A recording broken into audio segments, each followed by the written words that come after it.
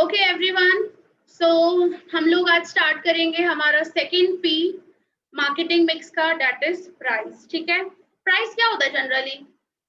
Product का price हम लोग क्या बोलते हैं उसको? कैसे टर्म करेंगे हम लोग? प्राइस को डिफाइन करना हो तो क्या करेंगे हम लोग? हम एमआरपी वगैरह जो आप बोलते हो 10 रुपए।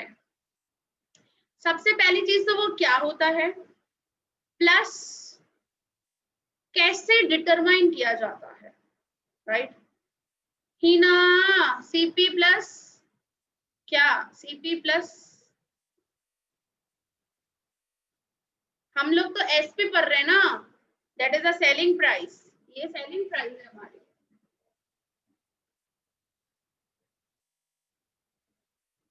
This is our MRP.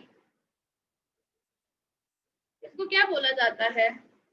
CP plus profit equals to SP हम लोगों को जनरली मिलता है, राइट?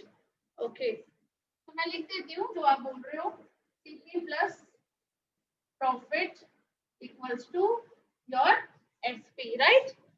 बट सिर्फ यहाँ पे इतनी चीजें नहीं आती है, थोड़ा एक्सपांशन अगर हम लोग जाए और इसको अगर हम लोग टर्म करें इन वर्ड्स में, ठीक है, अगर कुछ शब्दों में हम लोगों को इसको लिखना हो तो हम लोग कैसे लिखेंगे? What is price? Price is the monetary value of the product in terms of money। क्या बोला है? What is price? अगर आपसे डिफाइन पूछे कि प्राइस क्या होता है तो आप लिखोगे price is the monetary value of the product in terms of money.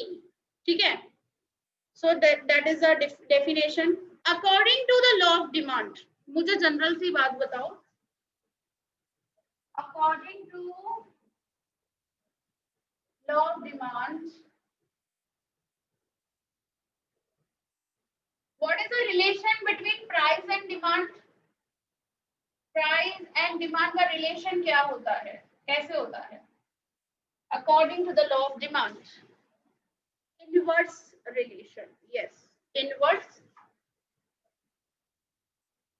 Relation. कैसे?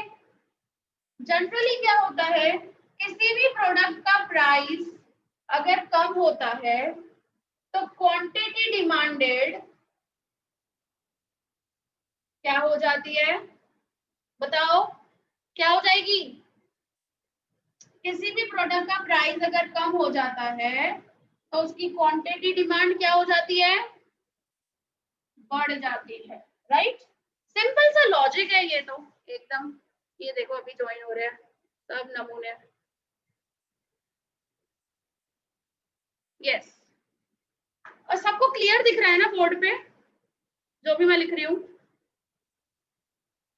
क्लियरली दिख रहा है सबको कि थोड़ा ब्लर जा रहा है?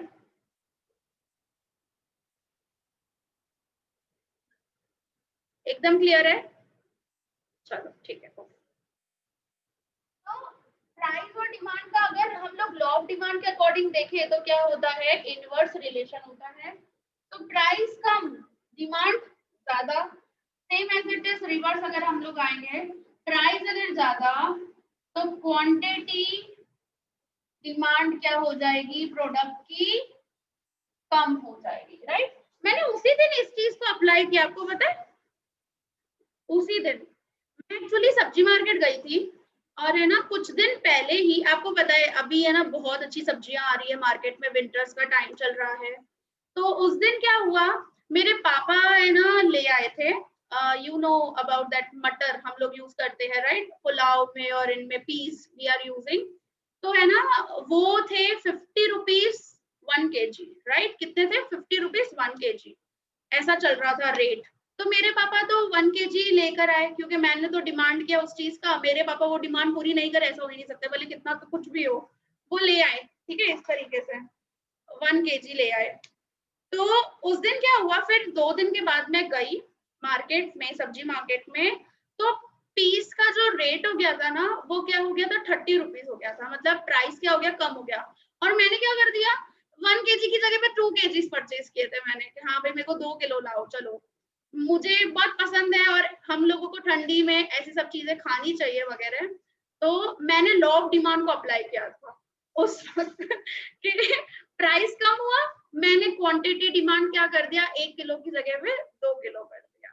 सो जनरली मार्केट्स में ऐसा सब आपने को देखने को मिलता है, राइट। लेकिन कुछ ऐसी चीजें भी होती है जो जनरली लॉ ऑफ डिमांड से अफेक्ट नहीं होती है, जैसे लॉ ऑफ डिमांड अप्लाई नहीं होता है। कुछ ऐसी आइटम्स जो हम लोगों ने एक्सेप्शंस में पढ़ी थी, वो गिफन गुड्स, फिर प्रेस्टिजियस गुड्स, फिर वो स्टेपलर पिन्स का एग्जांपल पढ़ा था हम लोगों ने। स्टेपलर पिन्स का प्राइस बढ़ जाएगा, कम हो जाएगा, उसकी डिमांड तो उतनी की उतनी रहेगी, हम लोग क्या घर पे थोड़ी लाके रखेंगे। तो ये सब चीजें हम लोग 11th स्टैंडर्ड में जनरली प्राइस रिलेटेड और डिमांड का रिलेशन वगैरह हम लोग पढ़ते हुए आए हैं। प्रैक्टिकल लाइफ में क्या होता है, यहाँ पे किसी भी प्रोडक्ट का अगर हम लोगों को प्राइस डिसाइड करना होता है तो कुछ फैक्टर्स यहाँ पे अफेक्ट करते हैं प्राइस को। तो वो फैक्टर्स को हम लोगों को अंडरस्टैंड करके चलना है। तो यहाँ पे आपको ये 3 मार्क्स में पूछ सकते हैं, what is price and what are the factors affecting price, right. So I think so इधर 7 जितने फैक्टर्स आपको दिए गए हैं, हम लोग डिटेल डिस्कशन करेंगे, बट उससे पहले मैं यहाँ पे बेसिक इंट्रोडक्शन और प्राइस का कंसेप्ट रीड कर लूं और फिर हम लोग आ जाते हैं स्टेप बाय स्टेप, एक एक फैक्टर को देखेंगे। चलो देखो क्या लिखा है यहाँ पे, प्राइस। तो price determination, that can be called as a price decide करना। Price determination of the product is the most important. और मैं आपको बताऊं, बहुत अपने को टाइम लगता है किसी भी प्रोडक्ट का प्राइस डिसाइड करने में। मैं आपको प्रैक्टिकल भी चीज करके दिखाऊंगी कि जैसे कोई भी आप नॉर्मल वेफर ले लेते हो या कर लेते हो तो उसका प्राइस कैसे डिसाइड होता है या क्या, वो हम लोग है ना जनरली प्रैक्टिकल मैं आपको कर कर दिखाऊंगी कल, क्योंकि मुझे ऐसा लग रहा है कि मेरे ये 2 लेक्चर इसमें जाएंगे price. So price determination of a product is the most important for any business unit. So price is very important for both buyers हो या seller हो, दोनों के लिए important है। क्योंकि बायर तो क्या चाहता है कि हाँ भाई रीजनेबल प्राइस हो, उसको अच्छी चीज मिले, क्वालिटी अच्छी मिले। और सेलर क्या बोलता है कि भाई जितना मेरा मार्जिन अच्छा होगा, जितना प्राइस ज्यादा होगा, उल्टा मेरे को ज्यादा प्रॉफिट मिलेगा। तो दोनों के लिए ही, बायर्स हो या सेलर्स हो, दोनों के लिए price is very important, right? So demand for the product is inversely related to the price of that product. ये जो हम लोगों ने अभी अभी देखा, when the price of product rises, जैसे ही प्रोडक्ट का प्राइस बढ़ जाता है, डिमांड क्या हो जाती है, tends to fall, and when the price falls, अगर प्राइस कम हो जाती है तो डिमांड क्या हो जाती है, ज्यादा हो जाती है। ठीक है। So price determination process of any business unit determines the market situation. क्योंकि प्राइस कैसा चल रहा है उसी से तो हम लोग डिसाइड कर सकते हैं कि मार्केट कैसा है। मार्केट में इन्फ्लेशन है, मार्केट में रिसेशन है, मार्केट में डिप्रेशन है, क्या है। तो वो सब चीजें हम लोगों को ये प्राइस डिटर्मिनेशन से ही पता चलती है। So product can be a firm's income and the profit depends on the price of the product. Every firm has to fix the reasonable price for the product. अगर आप मार्केटिंग कंसेप्ट पढ़ते हो और जो कस्टमर सेटिस्फेक्शन उसमें हम लोग बोलते हैं कि we need our main objective, our main motive is to satisfy the customers needs and all, तो हम लोगों को जो प्राइस है वो क्या रखनी पड़ती है, रीजनेबल रखनी पड़ती है। ठीक है। तो बहुत ज्यादा हाई भी नहीं, क्योंकि आपको पता है सरकार मोनोपोली तो करने देगी नहीं किसी चीज में। हम लोगों ने देखा नहीं था, MRTP एक्ट को भी हटा दिया, मतलब मोनोपोली रेस्ट्रिक्टिव एक्ट, फिर कंपटीशन एक्ट वगैरह ले आए। पहले से ही सरकार मोनोपोली नहीं करने देती है भाई किसी भी चीज के लिए। अगर आप बहुत ज्यादा मार्केट में डोमिनेटिंग हो जाओगे ना तो गवर्नमेंट इंटरफेयर करेगी कि भाई फिर आप अपने मर्जी से प्राइसेस डिसाइड नहीं कर सकते। अगर डोमिनेंट हो तो मतलब अपने मर्जी से आप डिसाइड वैसे कर सकते हो, लेकिन गवर्नमेंट इंटरफेयर करेगी ना तो नहीं होगा वही प्राइस, वो कंट्रोल करती है मार्केट को भी। क्योंकि because ultimately what government wants, government को क्या चाहिए, गवर्नमेंट को सोशल वेलफेयर चाहिए, तो मोनोपोली क्यों करने देगी ही ना। मोनोपोली में तो मन चाहे सेलर अपना प्राइस चार्ज कर सकता है और प्राइस डिस्क्रिमिनेशन भी कर सकता है, तो ये सब चीजें होती है ना मोनोपोली में। मोनोपोली में फिर कस्टमर के पास ऑप्शन नहीं रहता है कि उसके पास कोई ऑल्टरनेटिव नहीं रहता है, उसको मजबूरन वही चीज लेनी पड़ती है जो भी प्राइस पे हो। तो मोनोपोली तो सरकार नहीं करने देती है, क्योंकि मोनोपोली में क्या होता है, बहुत ज्यादा हाई प्राइसेस होते हैं, सुपर नॉर्मल प्रॉफिट्स रहता है सेलर का। तो इस वजह से गवर्नमेंट तो टोक टोक करेगी करेगी, उसको भी नहीं करने देती मोनोपोली। तो इस वजह से तो एमआरटीपी एक्ट निकाला था ना, डोमिनेटिंग नहीं होना है पूरे मार्केट में, खुद का ही सब पूरा मार्केट शेयर लेकर बैठ नहीं जाना है। अगर ऐसा होगा ना तो कंपनी अपने मर्जी से फिर प्राइस डिसाइड करती है, अगर डोमिनेटिंग होती है फिर छोड़ेगी थोड़ी गवर्नमेंट। अभी फैक्टर में पढ़ेंगे हम लोग, गवर्नमेंट रेगुलेशंस नहीं करने देती है मोनोपोली भाई, ठीक है। So every firm has to fix the reasonable price for the product. Okay, so next आ जाते हैं हम लोग, क्या लिखा है concept. So price refers to the value, इस डेफिनेशन ही लिखी है, यहाँ पे लिखा है कंसेप्ट लेकिन है तो डेफिनेशन ही। क्या है price? What is price? Price refer to the value paid by customer for the physical, economical, social and psychological satisfaction received from the product। देखो आपको प्रोडक्ट से या तो फिजिकली सेटिस्फेक्शन मिलता है, हाँ ये बहुत अच्छा है, आप कुछ पहन रहे हो या क्या, फिर आपको इकोनॉमिकल मतलब रीजनेबल प्राइस मिल जाता है तो आपको इकोनॉमिकल सेटिस्फेक्शन भी है। फिर सोशल, आपको काफी अच्छे लेवल पे और आप अच्छा लिविंग स्टैंडर्ड आपका शो हो रहा है तो that is also included the social satisfaction.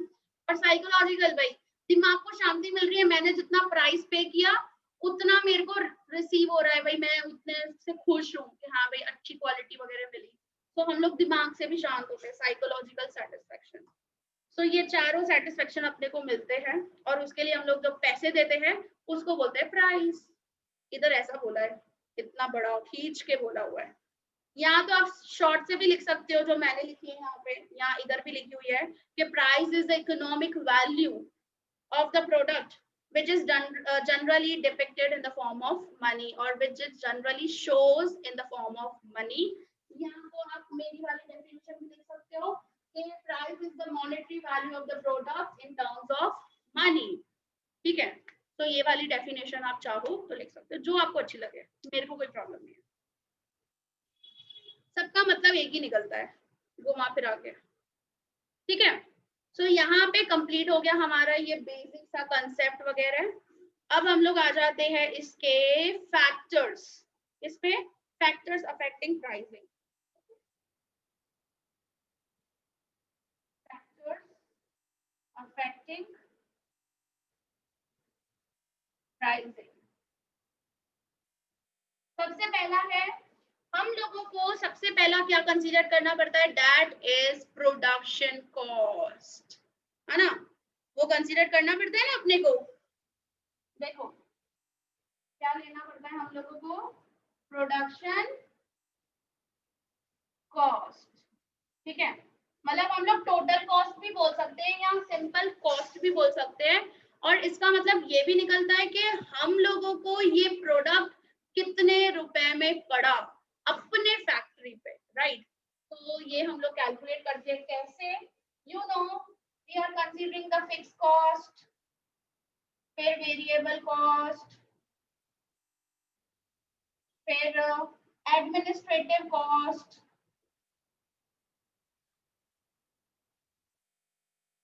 फिर सेलिंग कॉस्ट। सेलिंग कॉस्ट में सब आ जाता है, हाँ वो एडवर्टीजमेंट के खर्चे और डिस्काउंट वगैरह जो हम लोग देते हैं, फिर होलसेलर का मार्जिन, रिटेलर का मार्जिन, वो खुद भी तो रखते हैं ना अपने अपने मार्जिन, वो फिर ये सबको सम अप करते हैं हम लोग and finally will get the total cost, ठीक है। तो ये एक्सेट्रा में कर देती हूँ यहाँ पर, जैसे आप लोग लिखते हो ना, आपका जैसे ट्रेडिंग और पीएनएल में जो डेबिट साइड वाले जितनी भी आइटम्स आती है ना, वो सारी आइटम्स जनरली आप समझ लो कि जैसे रॉ मटेरियल आ गया, फिर आपके पास जैसे कुछ आपने रेलवे फ्रेट पे किया, फिर या तो डिस्काउंट्स या फिर कैरेज के लिए आपने कुछ खर्चा किया या सैलरीज दिया, सब सब सबको प्लस करेंगे हम लोग, सब चीजों को, एडवर्टीजमेंट का खर्चा, प्रमोशन का खर्चा, सब चीजें, ठीक है। ब्रांडिंग का, लेबलिंग का, पैकेजिंग का, everything is included in this cost, ठीक है। तो इनको क्या किया जाएगा, इसको टोटल किया जाएगा और इसमें क्या किया जाएगा, प्रॉफिट ऐड किया जाएगा। ठीक है, प्रॉफिट ऐड करके हम लोगों को क्या मिलेगा, हमारा प्राइस। समझे? तो इस तरीके से हम लोगों को जब भी प्रोडक्ट का प्राइस डिसाइड करना होता है तो सबसे पहले हम लोग क्या देखते हैं, उसका प्रोडक्शन कॉस्ट।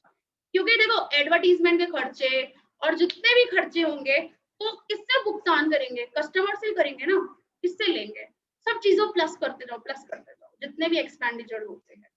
अभी जैसे कोई केक बनाता है, तो केक बनाता है तो बताओ मैं आपको उसका जो प्राइसिंग डिसाइड किया जाता है, पर्टिकुलरली प्रॉफिट को साइड रखो, पहले कॉस्ट पे आते हैं हम लोग।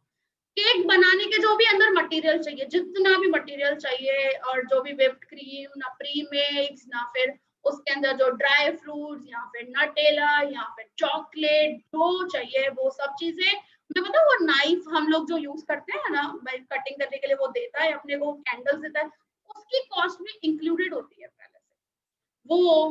फिर उसका जो कार्डबोर्ड बॉक्स रहेगा केक का, वो उसकी कॉस्ट भी हम लोग प्लस करते हैं, ये सब चीजें प्लस करते हैं। उसके बाद जाके हम लोगों को एक कॉस्ट मिलती है, फिर हम लोग खुद का मार्जिन लगाते हैं, हम लोग खुद का मतलब प्रॉफिट लगाते हैं, और फिर हम लोग क्या करते हैं, एक प्राइसिंग सेट करते हैं। समझे? तो production cost is very important.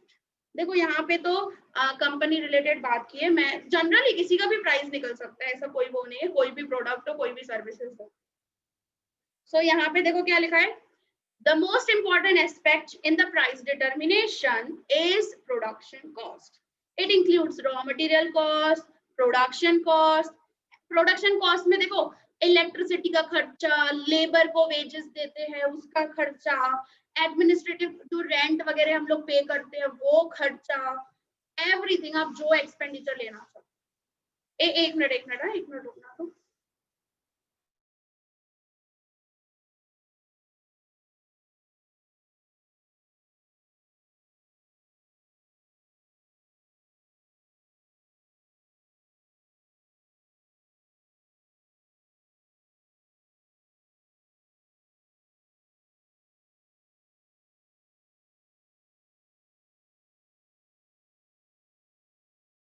Yes, सो मैं बात कर रही थी रॉ मटेरियल की कॉस्ट हो, प्रोडक्शन कॉस्ट हो, एडमिनिस्ट्रेटिव कॉस्ट हो, सेल्स एंड डिस्ट्रीब्यूशन कॉस्ट हो। देखो पूरा पहुंचाना कस्टमर तक पहुंचे तब तक बीच में जितने भी खर्चे होते हैं भाई, सारे खर्चों को प्लस करेंगे हम लोग यहाँ पे। सो while determining the price of the product, जब भी हम लोग किसी प्रोडक्ट की प्राइस डिसाइड कर रहे होते हैं तो कॉस्ट ऑफ प्रोडक्शन हम लोगों को कंसीडर करना ही पड़ता है। And while a new product is launched, numbers of expenses are incurred. Launch करने के लिए भी आपको पता है कितना सारा, जब तक लॉन्च हो उससे पहले इतने सारे खर्चे हो जाते हैं। उसका पर्टिकुलर बैनर रेडी होगा, उसकी एडवर्टीजमेंट्स होगी, सब कुछ बहुत खर्चे होते हैं, बहुत खर्चे। फिर वो शोरूम के खर्चे, ये वो सब प्लस कर दो इसके अंदर। Such expenses are included in the selling price of the product and no price can be fixed lesser than cost of production. एक जनरल सी बात है, कोई भी बिजनेस करने बैठेगा तो दिमाग तो होगा ही इतना ही कि भाई सेलिंग प्राइस कभी भी कॉस्ट ऑफ प्रोडक्शन से कम नहीं हो सकती है, वो हमेशा क्या होगी, ज्यादा ही होगी। लॉस थोड़ी करना है उसको, या उतनी ही होगी, हाल फिलहाल निकालेगा, ठीक है चलो स्टॉक क्लियरेंस भी करना होता है या लोग सेल भी लगाते हैं, तो जितना कॉस्ट है तो हाल फिलहाल उतना ही मिले, वो कर सकते हैं हम लोग, मतलब नो प्रॉफिट और नो लॉस ऐसा हो सकता है। लेकिन वो भी कुछ ऐसे वर्सनिंग कंडीशंस में, बाकी कोई भी बिजनेस करने बैठा है तो क्या सेलिंग प्राइस तो हमेशा उसकी क्या होगी, ज्यादा ही होती है कॉस्ट ऑफ प्रोडक्शन। ठीक है, क्लियर दिस पॉइंट? हर कोई प्रॉफिट तो रखेगा ही ना, सीधी सी बात है कुणाल। मैंने वही तो बोला कि कोई ऐसी कोई कंडीशन या कोई ऐसी सिचुएशन आ जाती है तो अपने को स्टॉक क्लियरेंस के लिए, भाई अपना माल नहीं बिक रहा है तो हाल फिलहाल निकालना हो अपने को, प्रोडक्ट क्लियरेंस का ये सेल अपने को कर देनी है या फिर डिस्काउंट पे हम लोग दे देंगे, ऐसा कुछ करते हैं हम लोग। बाकी तो जनरली प्रॉफिट्स होते ही है ना यार, हर कोई रखेगा उसका। ठीक है, सो पहला ये एक एलिमेंट है, ये फैक्टर है, that is the production cost. ठीक है, दूसरा आ जाता है that is demand for the product. Market में प्रोडक्ट की डिमांड क्या चल रही है उसको देखना पड़ता है। सेकंड क्या है, डिमांड फॉर प्रोडक्ट। मुझे बताओ, अगर किसी भी प्रोडक्ट की डिमांड ज्यादा होगी, if the demand for the product is more,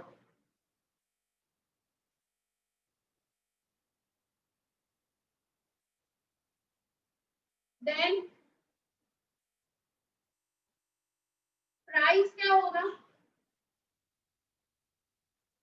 high होगा कि लो होगा? बताओ। किसी भी प्रोडक्ट की मांग बहुत ज्यादा है अगर, तो उसका प्राइस हाई होगा। ठीक है, हम लोग क्या पढ़ते आए, इन्फ्लेशन में ही पढ़ के आए ना हम लोग, प्राइस क्या होगा, बढ़ेगा। प्राइस क्या होगा, ठीक है। अब मैं एक चीज आप लोगों से पूछती हूँ, यहाँ पे आओ, लॉ ऑफ डिमांड। भाई प्राइस बढ़ता है तो डिमांड कम हो जाती है, ठीक है। इधर क्या था लॉ ऑफ डिमांड में, लो वाला कौन है भाई जो ऐसा बोल रहा है कि लो होगा? कोई लो वो नहीं होगा, हाई होगा। देखो लॉ ऑफ डिमांड में क्या था, प्राइस जो था ना वो क्या था, कॉज था, और इफेक्ट क्या हो रहा था, डिमांड पे हो रहा था। समझे? तो आप लोगों ने पढ़ा है, कोरिलेशन चैप्टर पढ़ते हो स्टैट्स के अंदर, जिसमें क्या बताते हैं, कॉज एंड इफेक्ट रिलेशनशिप। जड़ क्या है, फैक्टर कौन सा है, what is the main cause जिसकी वजह से इफेक्ट क्या आ रहा है। तो अगर हम लोग ऐसे देखने जाए ना कि अगर प्राइस कॉज होता है तो उसका डिमांड पे इफेक्ट क्या होगा, तो इनवर्स रिलेशन है डिमांड और प्राइस का। लेकिन अगर डिमांड फैक्टर बन जाता है, डिमांड कॉज हो जा रहा है, डिमांड की वजह से प्राइस पे क्या इफेक्ट आएगा, तो प्राइस क्या होगी, जनरली हाई होगी। एंड यू नो कि price is actually determine according to demand and supply. ये दोनों को कंसीडर करके ही हम लोगों को क्या करना पड़ता है, प्राइस को डिसाइड करना पड़ता है। ये पहले चीज है। मार्केट में अगर कोई भी प्रोडक्ट की डिमांड बहुत ज्यादा है तो जनरली उसका प्राइस क्या होता है, ज्यादा ही जाएगा। हम लोग इन्फ्लेशन में यही तो पढ़ के आए, excess of demand over the supply of goods, that is known as a price rise और इन्फ्लेशन। वही चीज तो पढ़ी हम लोगों ने, बताओ वही चीज पढ़ी ना, यस और नो?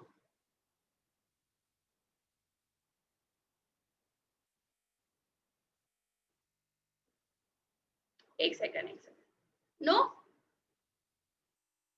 क्या नो, क्या बोल रहे हो तुम? एक मिनट, एक मिनट, मैं क्या पढ़ रही हूँ, एक सेकंड। हाँ ठीक है, यस, हाँ मेरे को यस मिला लास्ट में। सो अगर किसी भी प्रोडक्ट की, इफ द प्रोडक्ट डिमांड या if the demand for the product, एक मिनट में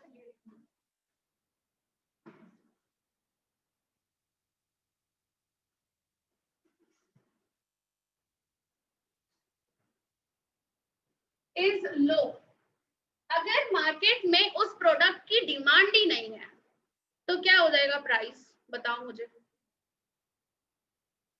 क्या होगा प्राइस?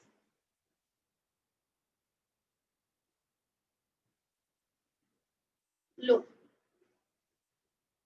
तो हम लोग करते हैं ना, स्टॉक क्लियरेंस ही करना पड़ता है ना हम लोगों को, डिमांड ही नहीं है इस चीज की मार्केट में, हाल फिलहाल इसको क्लियर करने के लिए अब इतना ज्यादा जो स्टॉक में पैसा लगा हुआ है उसको कैश में तो कन्वर्ट करना पड़ेगा ना अपने को, नहीं तो हम लोग नया प्रोडक्शन कैसे करेंगे। अभी जैसे लॉकडाउनिंग में हालत ऐसी हो गई थी, इतना ज्यादा स्टॉक पड़ रहा था, फिर क्या कर रहे थे, सस्ते सस्ते भाव में निकाल रहे थे, क्योंकि मार्केट में तो उस चीज की डिमांड ही नहीं है। हर कोई बोलता है नया प्रोडक्ट चाहिए, नया अपने को चेंज चाहिए अपने को। ये सब चीजें जनरली होती है। तो इधर क्या है, इस चीज में demand is the cause and the price is the effect.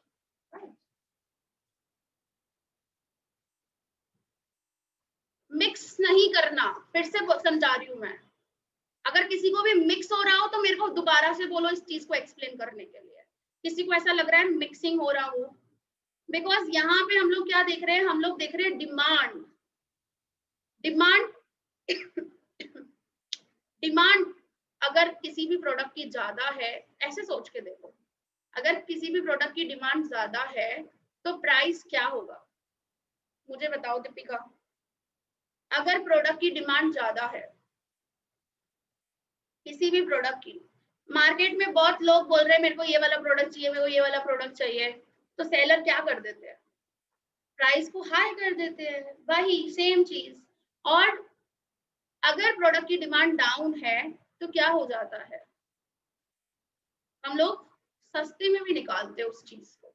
ऐसा ही करते हैं ना प्रैक्टिकल लाइफ में, प्रैक्टिकल लाइफ में तो यही चीज होती है, समझ रहे हो। वैसे जिंदगी में रियल लाइफ में आपको डिमांड हमेशा क्या मिलेगा, कॉज ही मिलेगा और प्राइस उसका इफेक्ट मिलेगा, ऐसा ही होता है। प्राइस उसी के बेसिस पे डिसाइड की जाती है, समझे।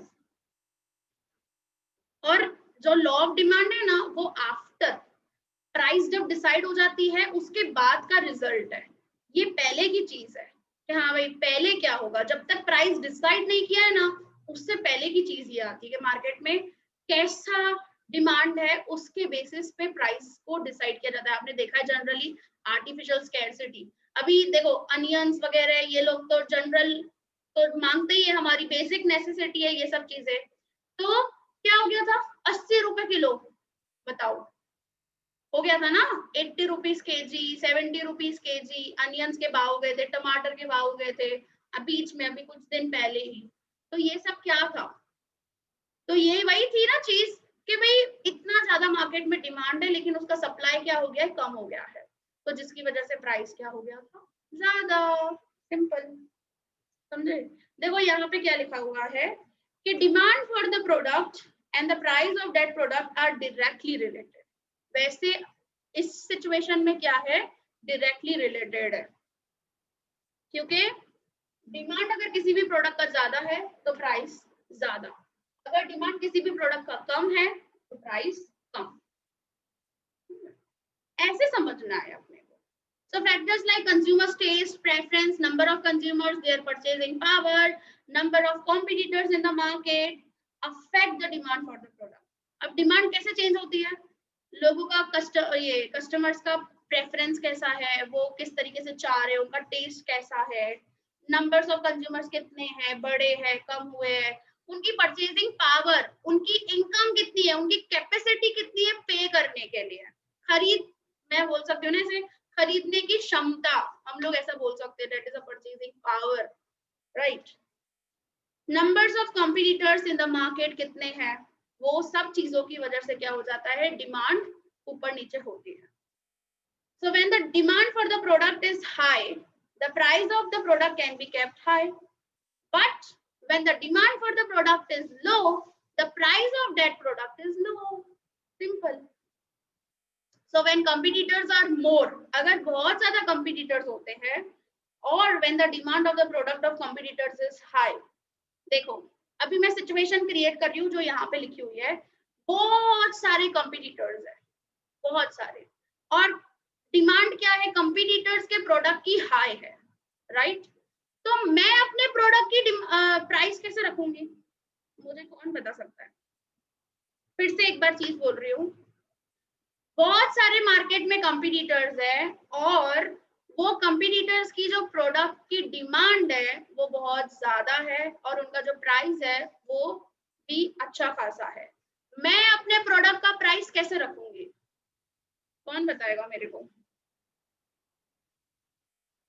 थोड़ा कम रखेंगे,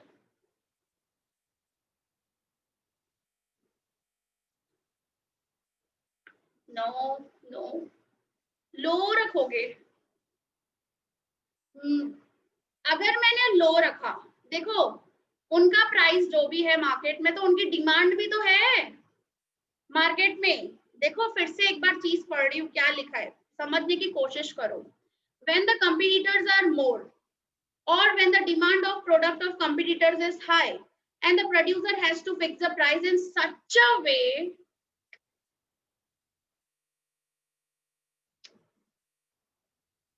नहीं, ऐसा नहीं होता है। हाँ, लो हो सकता है। देखो क्या होता है जनरली, अगर बहुत सारे, हाँ सेम लिखा हुआ है कुणाल, इसमें क्या होता है, ये परफेक्ट कंपटीशन की बात कही है यहाँ पे कि बहुत ज्यादा परफेक्टली कॉम्पिटिटिव है मार्केट, बहुत ज्यादा कॉम्पिटिटर्स है। तो इसमें क्या होता है जनरली, या तो मुझे मेरे कॉम्पिटिटर ने जो प्राइस रखी है वही प्राइस रखनी पड़े, समझे। एक चीज ये आती है, क्या बोल रहे हैं यहाँ पे, जो मेरे कॉम्पिटिटर ने, क्योंकि वो भी वही बेच रहा है, मैं भी वही बेच रही हूँ, हमारे दोनों के जो प्रोडक्ट्स है वो सिमिलर है, तो वो जो प्राइस रख रहा है मुझे भी तो वही प्राइस रखना पड़ेगा ना। उसकी डिमांड हाई है, मैं मानती हूँ, लेकिन प्राइसिंग जो सेट किया जाएगा वो कैसे किया जाएगा, जितनी उसके प्रोडक्ट की प्राइस है वैसे ही मुझे भी अपने प्रोडक्ट की प्राइस रखनी पड़ेगी। अरे तो वो उसने जो प्राइस रखा तो उसने भी तो प्रॉफिट मार्जिन ऐड करके रखा होगा ना, और मैं जो प्रोडक्ट बेच रही हूँ वो जो प्रोडक्ट बेच रहा है सिमिलर है, similar in shape size colour सब कुछ, तो मेरा प्रॉफिट तो ऐड होगा ही ना, प्रॉफिट तो ऐड होता ही है। हम लोग हाई लो की बात कर रहे हैं, प्रॉफिट को भूल जाओ, प्रॉफिट तो प्राइस में इंक्लूडेड करना ही पड़ता है अपने को, वो बहुत बड़ी चीज नहीं है। अगर उससे कम रखेंगे तो मैं मानती हूँ कि डिमांड ज्यादा होगी, लेकिन यहाँ पर क्या है, परफेक्ट कंपटीशन है, बहुत सारे न्यूमरस सेलर्स है, numerous sellers selling the product, selling the similar product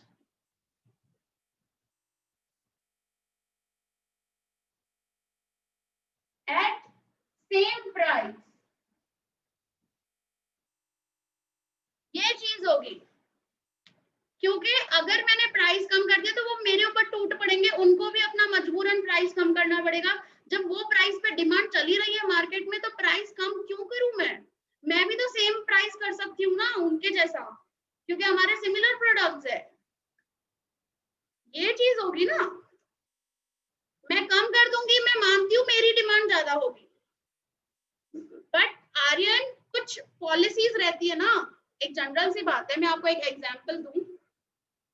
अभी मुझे बताओ, अंबाजी जाते हो आप लोग या फिर सिद्धि विनायक जाते हो, ठीक है, बाहर जितने भी वो प्रसादी वाले स्टॉल्स होते हैं उनका प्राइस क्या होता है, सेम होता है कि अलग होता है, या अपने मर्जी से वो लोग रखते हैं,